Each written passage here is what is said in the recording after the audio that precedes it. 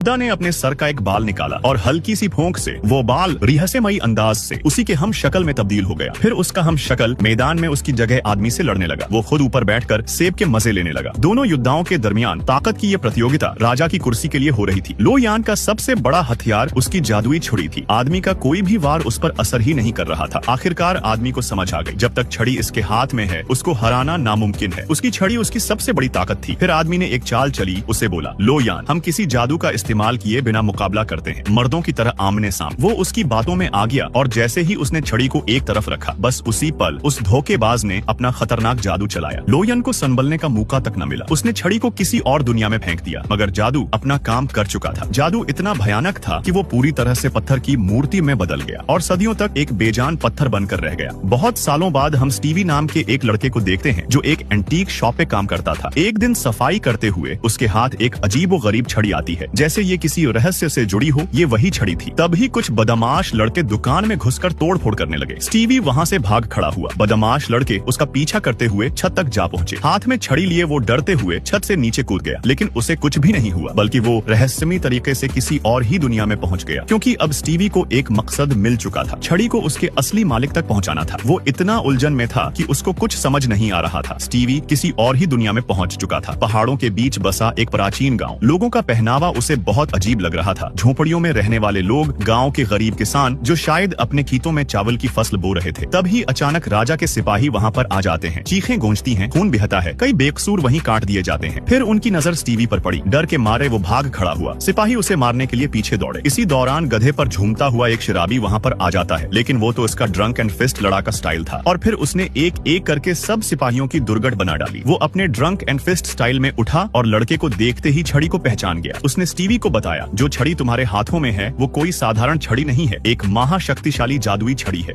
फिर वो उसे अपने साथ लेकर वहाँ से चला गया। उस आदमी ने फिर स्टीवी को छड़ी की सारी हकीकत बताई, कैसे राजा ने धोखे से कुर्सी हत्या ली थी। उसने ये भी वादा किया कि वो लड़के की मदद करेगा, छड़ी को उसके असली मालिक तक पहुँचाएगा, क्योंकि सब राजा के अत्याचार से बहुत परेशान थे।